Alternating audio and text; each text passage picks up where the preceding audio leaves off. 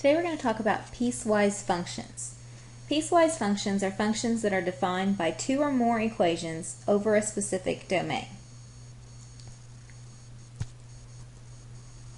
So we have a piecewise function f of x equals x plus 3 when x is less than or equal to 1 and equals 2 when x is greater than 1.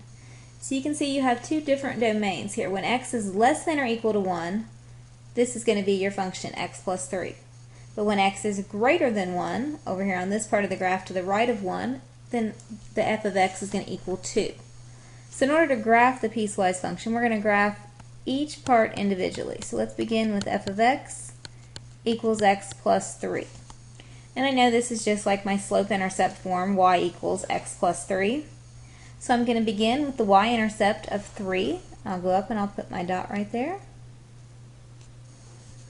And then my slope tells me that I can rise 1 and run 1. So I'll go up 1, over 1.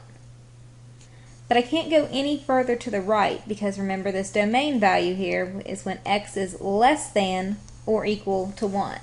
So if I continue this pattern, I'm going to go over here to where x is 2 and 3 and 4. Those values are not part of that domain. So I can go the opposite direction and go down 1, left 1, because all these values, these x values, are less than or equal to 1. And I can draw the line that goes through those points. Okay, there's the first part of my piecewise function. Now I can graph f of x equals 2. And I know this occurs when x is greater than 1. So f of x equals 2 is a horizontal line. So we'll go up to 2, and we'll imagine drawing our horizontal line through here.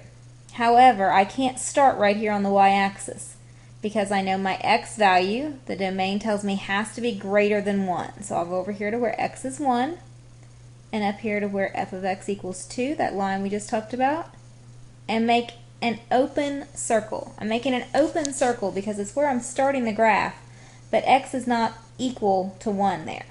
When x is equal to 1, we know that we're looking at this part of the line, the x plus 3. So let's draw our horizontal line at 2, and there we have our piecewise function.